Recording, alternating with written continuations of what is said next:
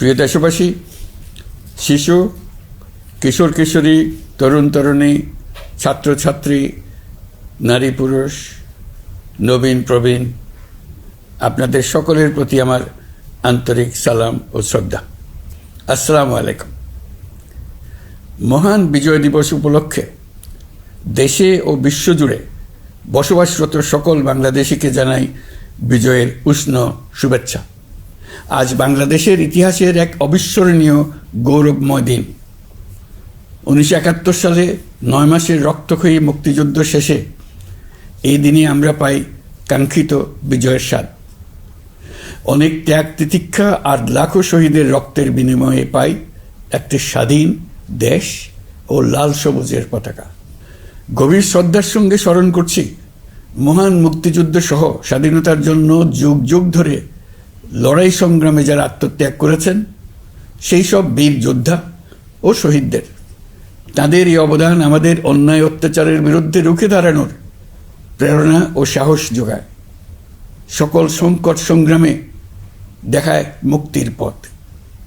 মুক্তিযুদ্ধে বিজয়ের মধ্য দিয়ে স্বাধীনতার যে নতুন সূর্য উদিত হয়েছিল, বিগত বছরগুলোতে তা স্বৈরাচার ও ফেসিবাদে ম্লান হয়েছে।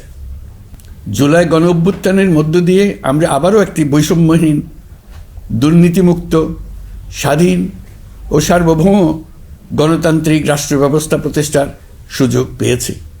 অন্তর্বর্তীকালীন সরকার একটি উন্নত ও সুশাসিত বাংলাদেশের শক্তিশালী ভিত গড়ে তুলতে যে বিস্তৃত সংস্কার কর্মসূচি গ্রহণ করেছে, দেশের আপামর জনগণের সম্মিলিত অংশগ্রহণের মধ্য দিয়ে আজ আমরা তার সফল পরিসমাপ্তির পথে এগিয়ে যাচ্ছি। প্রিয় দেশবাসী, আপনাদের সামনে আজ উপস্থিত হয়েছি অত্যন্ত ব্যথিত হৃদয়ে। এই আনন্দের দিনে গভীর বেদনার সঙ্গে জানাচ্ছি, জুলাই অভ্যুত্থানের সম্মুখ যোদ্ধা, ইনকিলাব মঞ্চের মুখপাত্র শরীফ ওসমান হাদির উপর সম্প্রতি যে হামলার ঘটনা ঘটেছে, তা শুধু একজন ব্যক্তির উপর আঘাত নয়, এটি বাংলাদেশের অস্তিত্বের উপর আঘাত, আমাদের গণতান্ত্রিক পথ চলার উপরে আঘাত। শরীফ ওসমান হাদি বর্তমানে সংকটাপন্ন অবস্থায় চিকিৎসাধীন। তার চিকিৎসা ও নিরাপত্তা নিশ্চিত করতে সরকার প্রয়োজনীয় সব ব্যবস্থা গ্রহণ করেছে। ইতিমধ্যে উন্নত চিকিৎসার জন্য তাকে সিঙ্গাপুরে পাঠানো হয়েছে। আপনারা তার জন্য মহান আল্লাহ তাআলার কাছে অন্তরের অন্তঃস্থল থেকে দোয়া করুন।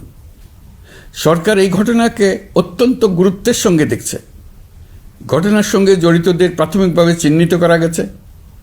আমি দেশবাসীকে আশ্বস্ত করতে চাই, যারা এই ষড়যন্ত্রে জড়িত তারা যেখানেই থাকুক না কেন, তাদের কাউকে ছাড় দেওয়া হবে না। আমি পরিষ্কারভাবে বলতে চাই, পরাজিত শক্তি ফ্যাসিস্ট টেররিস্টদের এই অপচেষ্টা সম্পূর্ণভাবে ব্যর্থ করে দেওয়া হবে। ভয় দেখিয়ে, সন্ত্রাস ঘটিয়ে বা রক্ত ঝরিয়ে এই দেশের গণতান্ত্রিক অগ্রযাত্রা কেউ থামাতে পারবে না। আপনাদের প্রতি আহ্বান জানাই, সংযম বজায় রাখুন। অপপ্রচার বা গুজবে কান দেবেন না। ফ্যাসিস্ট টেররিস্টরা যারা অস্থিরতা সৃষ্টি করতে চায়, আমরা অবশ্যই ঐক্যবদ্ধ হয়ে তাদের মোকাবেলা করব। তাদের ফাঁদে পা দেব না। পরাজিত ফ্যাসিস্ট শক্তি এদেশের পবিত্র মাটিতে আর কোনো দিন ফিরে আসবে না। প্রিয় দেশবাসী, আমাদের তরুণদের রক্ষা করুন, তাহলেই আমরা সবাই এবং আমাদের প্রিয় মাতৃভূমি রক্ষা পাবে। যারা দেশ ছেড়ে পালিয়ে গেছে তারা বুঝে গেছে তরুণ যোদ্ধারা তাদের পুনরুত্থানের পক্ষে ভীষণ রকম বাধা। এই অস্ত্রহীন, ভীতিহীন, ব্যক্তিগত স্বার্থ সম্বন্ধে সম্পূর্ণ উদাসীন দৈনন্দিন এই চেহারার ছেলে মেয়েদের নিয়ে তাদের সাংঘাতিক ভীতি। তাদের লক্ষ্য হলো নির্বাচন আসার আগেই পথের এই বাধাগুলো সরিয়ে ফেলা, নিজেদের রাজত্ব আবার কায়েম করা। তাদের বন্ধুরা যতদিন তাদের সঙ্গে আছে ততদিন তারা এই স্বপ্ন দেখবে। নির্বাচন হয়ে গেলে তাদের বন্ধুরা সমর্থন জোগাতে বেকায়দায় পড়বে। সেজন্যই তো এত তাড়াহুড়া। তারা চায় নির্বাচনের আগেই তাদের ফিরে আসা নিশ্চিত করতে। নানা ভঙ্গিতে এটা তারা করবে। এই চোরাগুপ্তা খুন করার যে উদ্যোগ, তার একটা রূপ। আরও কঠিনতর পরিকল্পনা নিয়ে তাদের প্রস্তুতি আছে। দেশের সবাইকে জোর গলায় বলতে হবে, আমরা তরুণদের রক্ষা করব। এখানে পুরনো আমলের দাসত্ব মেনে যারা আছে তাদেরকে দাসত্ব থেকে বের হয়ে আসতে হবে। উৎসবমুখর শান্তিপূর্ণ নির্বাচন করে আমরা সবাই মিলে দেশের উপর আমাদের পরিপূর্ণ দখল প্রতিষ্ঠিত করব। নির্বাচন অবধি আর বাকি মাত্র 2 মাস। আমরা তাদের উপর নজর রাখব এবং বাকি দিনের প্রতিটি দিন উৎসবমুখর করে রাখব। যেহেতু আমাদের কিশোর কিশোরী তরুণ তরুণীদের মনে কোনো ভয় ডর নেই, তাই তারা নির্বাচনের আগের 2 মাসের প্রতিটি মুহূর্তকে উৎসবমুখর করে রাখবে।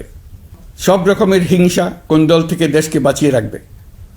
প্রিয় দেশবাসী, আপনারা জানেন জাতীয় নেত্রী, দেশের 3 বারের সাবেক প্রধানমন্ত্রী, গণতান্ত্রিক রাজনীতির অন্যতম শীর্ষ ব্যক্তিত্ব এবং বিএনপি চেয়ারপারসন বেগম খালেদা জিয়া বর্তমানে অসুস্থ অবস্থায় হাসপাতালে আছেন।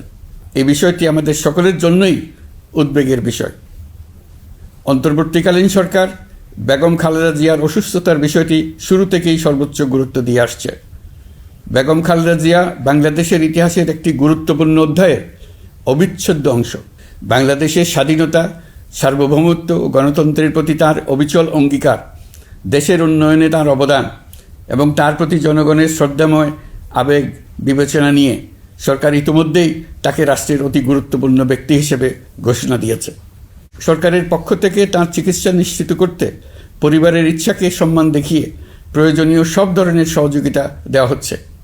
দেশে চিকিৎসার পাশাপাশি প্রয়োজনীয় বিদেশে উন্নত চিকিৎসার ব্যবস্থা সহ সব বিষয় বিবেচনায় রয়েছে। প্রিয় দেশবাসী, দায়িত্ব গ্রহণের পর অন্তর্বর্তীকালীন সরকার 3টি বিষয়কে সর্বাধিক গুরুত্ব দিয়েছে: জুলাই আগস্ট হত্যাকাণ্ডের বিচার, একটি জবাবদিহিমূলক ও কার্যকর গণতান্ত্রিক ব্যবস্থায় উত্তরণের জন্য রাষ্ট্র কাঠামোর প্রয়োজনীয় মৌলিক সংস্কার এবং একটি সুষ্ঠু নির্বাচন। জুলাই গণঅভ্যুত্থানকালে তৎকালীন ফ্যাসিস্ট সরকারের নির্দেশে সংগঠিত হত্যাকাণ্ডের বিচার কাজ যথাযথ আইনি প্রক্রিয়ায় এগিয়ে চলছে। ইতিমধ্যে ট্রাইব্যুনাল কর্তৃক একটা মামলার রায় ঘোষিত হয়েছে। আন্তর্জাতিক অপরাধ ট্রাইব্যুনাল স্বাধীন ও স্বচ্ছ প্রমাণভিত্তিক বিচার প্রক্রিয়ার মাধ্যমে দেশের ছাত্র, শ্রমিক ও সাধারণ জনগণের উপর নির্বিচার হত্যাকাণ্ডের প্রধান নির্দেশদাতা হিসেবে পতিত ফ্যাসিস্ট সরকারের প্রধান শেখ হাসিনাকে মৃত্যুদণ্ড প্রদান করেছে।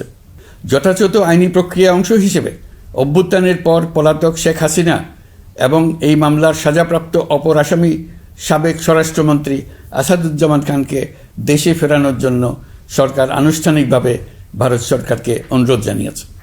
প্রিয় দেশবাসী, ইতিমধ্যে বেশ কিছু প্রাতিষ্ঠানিক ও কাঠামোগত সংস্কার সম্পন্ন করা হয়েছে। কয়েক ডজন পুরনো আইন সংশোধন করা হয়েছে এবং বেশ কয়েকটি নতুন আইন প্রণয়ন করা হয়েছে। সংস্কারের সবচেয়ে বড় পদক্ষেপ হচ্ছে জুলাই জাতীয় সনদ। মৌলিক সাংবিধানিক সংস্কার নিশ্চিত করার জন্য এটি আদেশ আকারে জারি করা হয়েছে। জুলাই জাতীয় সনদ বাস্তবায়নে এখন নাগরিকদের অনুমোদন নেওয়ার পালা। তাই আগামী নির্বাচনে আপনাদের সিদ্ধান্ত অপরিসীম গুরুত্বপূর্ণ। গণতান্ত্রিক ভবিষ্যতের পথরেখা এখান থেকেই সূচিত হবে। আগামী সংসদ নির্বাচনের সময় একই সঙ্গে জুলাই জাতীয় সনদের উপর গণভোট অনুষ্ঠিত হবে। এই গণভোটে আপনারা হ্যাঁ না ভোটের মাধ্যমে সংস্কারের পক্ষে বা বিপক্ষে মতামত দিন।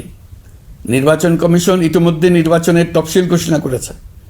আগামী 12ই ফেব্রুয়ারি সাধারণ নির্বাচন ও গণভোট অনুষ্ঠিত হবে। এই লক্ষ্যে যাবতীয় প্রস্তুতি চূড়ান্ত করা হয়েছে। সরকার নির্বাচন কমিশনকে সর্বাত্মক সহযোগিতা দিয়ে যাচ্ছে। প্রিয় দেশবাসী, এবারের নির্বাচন ও গণভোট বাংলাদেশের ভবিষ্যৎ পথরেখা নির্ধারণের এক ঐতিহাসিক মুহূর্ত। আমরা কোন ধরনের রাষ্ট্র প্রত্যাশা করি তা নির্ভর করবে গণভোটের ফলাফলের উপরে। এই ভোটের মাধ্যমে ঠিক হবে নতুন বাংলাদেশের চরিত্র, কাঠামো ও অগ্রযাত্রার গতিপথ। আমরা চাই এই নির্বাচন হোক সত্যিকার অর্থে উৎসবমুখর, অংশগ্রহণমূলক, শান্তিপূর্ণ এবং সর্বোপরি সুষ্ঠু। নির্বাচনকে ঘিরে নিরাপত্তা, প্রশাসনিক প্রস্তুতি, প্রযুক্তিগত সহায়তা এবং পর্যবেক্ষণের প্রতিটি ধাপকে আমরা অত্যন্ত গুরুত্বের সঙ্গে বিবেচনা করছি। একটি গ্রহণযোগ্য নির্বাচন আয়োজনের জন্য প্রয়োজনীয় সব ব্যবস্থা গ্রহণে আমরা প্রতিশ্রুতিবদ্ধ। একটি বিষয় বারবার মনে করিয়ে দিতে চাই, নতুন বাংলাদেশ গঠনের দায়িত্ব আমাদের সবার। আপনাদের মূল্যবান ভোটেই আমাদের রাষ্ট্রের ভবিষ্যৎ নির্ধারণ করবে। তাই ভোটকে শুধু কাগজে একটা সিল মারার আনুষ্ঠানিকতা হিসেবে দেখলে হবে না। বরং এটি হবে নতুন রাষ্ট্র বিনির্মাণে আপনার সক্রিয় অংশগ্রহণ, গণতান্ত্রিক অধিকার চর্চা এবং দেশকে এগিয়ে নিতে সরাসরি অবদান। দেশের মালিকানা আপনাদের হাতে, আর সেই মালিকানারই স্বাক্ষর আপনার ভোট। এই নির্বাচনের গ্রহণযোগ্যতা ও পবিত্রতা রক্ষার জন্য রাজনৈতিক নেতৃত্বের ভূমিকা অপরিসীম। আমি দেশের প্রতিটি রাজনৈতিক দলের নেতৃবৃন্দের প্রতি উন্মুক্ত আহ্বান জানাচ্ছি, আপনারা একে অপরকে প্রতিযোগী হিসেবে দেখবেন, কখনো শত্রু হিসেবে দেখবেন না। নির্বাচনের মাঠে এমন একটি সুষ্ঠু, গ্রহণযোগ্য, শান্তিপূর্ণ পরিবেশ তৈরি করুন যাতে দেশের মানুষ গণতান্ত্রিক প্রক্রিয়ার প্রতি আরও আত্মবিশ্বাসী হয়ে ওঠেন। যারা ভোট বাক্স ডাকাতি করবে তারা দেশের মানুষের স্বাধীনতা হরণকারী, তারা নাগরিকদের দুশমন। তাদের থেকে নাগরিকদের রক্ষা করা আমাদের সবার অবশ্য কর্তব্য। ভোট জনগণের ভবিষ্যৎ রচনার অক্ষর। ভোট বাক্সে ভোট জমা দিতে না পারলে কাঙ্ক্ষিত ভবিষ্যৎ আর রচনা করা যাবে না। আপনার ভোট আপনি সযত্নে ভোট বাক্সে দিয়ে আসুন। কেউ বাধা সৃষ্টি করলে তাকে সুশৃঙ্খলভাবে প্রতিহত করুন। আইনশৃঙ্খলা বাহিনীর সহযোগিতা নিন। ভোটের উপর নির্ভর করছে আপনার আমার সবার ভবিষ্যৎ, আপনার আমার সন্তানের ভবিষ্যৎ। যোগ্য লোককে ভোট দেন, জাতির ভবিষ্যৎ নিশ্চিত করুন। মনে রাখবেন, ভোট রক্ষা করা দেশ রক্ষা করার সমান দায়িত্ব।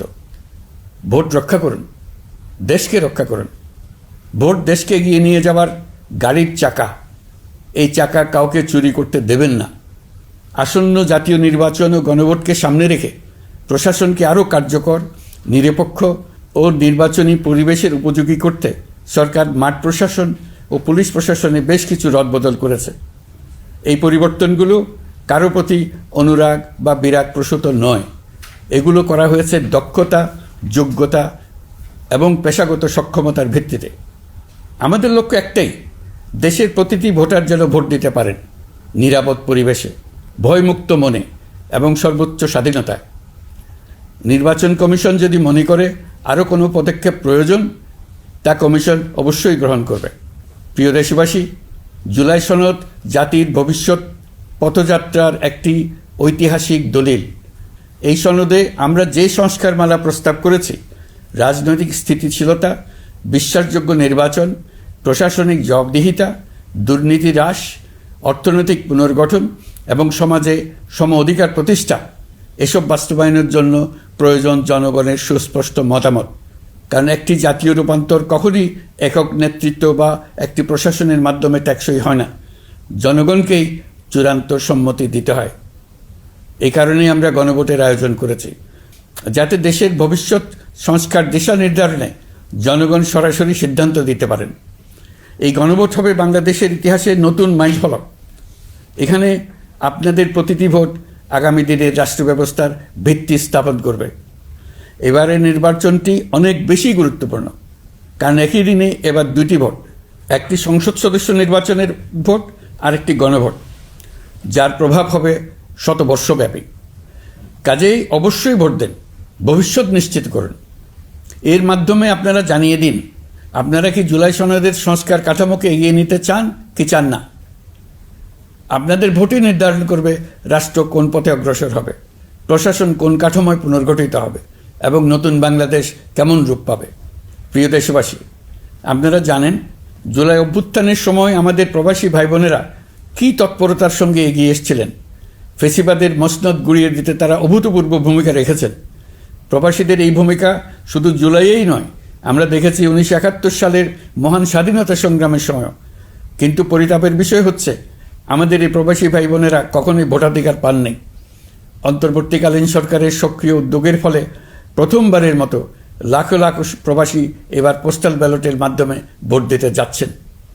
এর ফলে প্রবাসীরা অত্যন্ত আনন্দিত, আমরাও আনন্দিত। একই সঙ্গে অনেক প্রবাসী নানা জটিলতায় উদ্যোগে সামিল হতে না পেরে ব্যথিত। আপনাদের আবেগের প্রতি আমরা শ্রদ্ধা রেখে বলছি, এবারের যে ধারা শুরু হলো তা ভবিষ্যতে থামবে না। আগামীতে আপনারা সবাই এই প্রক্রিয়ায় সামিল হতে পারবেন। প্রিয় দেশবাসী, আজ আমি আপনাদের সামনে আমাদের রাষ্ট্রের ন্যায় বিচার, আইন শৃঙ্খলা ও মানবাধিকার পরিস্থিতির বিষয়ে কিছু গুরুত্বপূর্ণ অগ্রগতি তুলে ধরতে চাই। একটি আধুনিক ন্যায়ভিত্তিক ও জবাবদিহিমূলক রাষ্ট্র প্রতিষ্ঠার জন্য বিচার বিভাগকে স্বাধীন করা অত্যাবশ্যক। বহুদিন ধরে বিচার বিভাগ প্রশাসনের বিভিন্ন কাঠামোগত সীমাবদ্ধতার কারণে তার পূর্ণ সম্ভাবনা অনুযায়ী কাজ করতে পারেনি। এটি জনগণের ন্যায় বিচার পাওয়ার অধিকারের বাধা সৃষ্টি করেছে আর রাষ্ট্রের উপর মানুষের আস্থাকেও দুর্বল করেছে। অন্তর্বর্তীকালীন সরকারের অন্যতম বড় পদক্ষেপ বিচার বিভাগের প্রশাসনিক স্বাধীনতা নিশ্চিত করা। আনন্দের সঙ্গে আপনাদের জানাতে চাই, ইতিমধ্যে বিচার বিভাগকে স্বতন্ত্র প্রশাসনিক কাঠামো দিয়ে পৃথক সচিবালয় গঠন করা হয়েছে। এই পদক্ষেপ বাংলাদেশের বিচার ব্যবস্থার সংস্কারের ইতিহাসে একটি যুগান্তকারী মাইলফলক। এখন থেকে আর রাজনৈতিক কোনো চাপ বা প্রভাবের মাধ্যমে বিচারিক স্বাধীনতা যাতে ব্যাহত না হয় সে নিশ্চয়তা আরও জোরদার হবে। প্রিয় দেশবাসী, আমাদের দেশের পুলিশ প্রশাসন দীর্ঘদিন ধরে নানা সমস্যার মুখোমুখি। ফ্যাসিস্ট আমলের দুর্নীতি, ক্ষমতার অপব্যবহার ও স্বার্থান্বেষী নিয়োগের কারণে সাধারণ মানুষ পুলিশের প্রতি আস্থা হারিয়েছে। আমরা চাই এই আস্থা পুনঃপ্রতিষ্ঠিত হোক। সেই লক্ষ্যে গৃহীত হয়েছে পুলিশ কমিশন অধ্যাদেশ 2025। ফ্যাসিবাদী শাসন আমলে আমাদের মানবাধিকারহীন এক ভয়াবহ রাষ্ট্রে বসবাস করতে বাধ্য করা হয়েছিল। অথচ সেই ফ্যাসিস্ট সরকারেও জাতীয় মানবাধিকার কমিশন নামে একটি সংস্থার অস্তিত্ব ছিল। মূলত আজ্ঞাবহ লোকদের দ্বারা এই ধরনের প্রতিষ্ঠানগুলো পরিচালিত হতো নিজেদের অপকর্মের বৈধতা নিশ্চিত করার স্বার্থে। এই অসাধু ব্যবস্থার পরিসমাপ্তি ঘটানোর উদ্দেশ্যে অন্তর্বর্তীকালীন সরকার জাতীয় মানবাধিকার কমিশন অধ্যাদেশ 2025 জারি করেছে। প্রিয় দেশবাসী, আমরা আজ এক নতুন ইতিহাসের দোরগোড়ায় দাঁড়িয়ে আছি। এই দেশ আমাদের, এই রাষ্ট্র আমাদের, এর ভবিষ্যৎও আমাদের হাতেই। এখন আমাদের ঐক্যবদ্ধ হয়ে সামনে এগিয়ে যাওয়ার পালা। আমরা এবারের বিজয় দিবসকে জাতীয় জীবনে নতুনভাবে ঐক্যবদ্ধ হওয়ার সুবর্ণ সুযোগ হিসেবে নিতে চাই। মহান মুক্তিযুদ্ধ ও জুলাই গণ অভ্যুত্থানের ঐতিহাসিক অনুপ্রেরণা ধারণ করে জনগণের ক্ষমতায়নের লক্ষ্যে এগিয়ে যাওয়া এবং গণতান্ত্রিক উত্তরণের পথে যেই নবযাত্রা সূচিত হয়েছে তা এগিয়ে নেওয়াই আমাদের সম্মিলিত দায়িত্ব। আসুন শতবর্ষের সংগ্রাম ও বহু কষ্টে অর্জিত স্বাধীনতাকে পূর্ণতা দিতে নতুন প্রজন্মের জন্য একটা নিরাপদ, সুখী ও সুন্দর বাংলাদেশ গড়ে তোলে। ধর্ম, বর্ণ, গোষ্ঠী এবং লিঙ্গ পরিচয় নির্বিশেষে সবাই ঐক্যবদ্ধভাবে হাতে হাত রেখে এগিয়ে যাই শান্তি, সমৃদ্ধি ও গণতন্ত্রের পথে। আসুন ন্যায় বিচার, গণতন্ত্র, মানবিকতা ও উন্নয়নের পথে একসঙ্গে এগিয়ে যাই। সবাইকে আবারও মহান বিজয় দিবসের আন্তরিক শুভেচ্ছা জানাচ্ছি। আল্লাহ হাফেজ।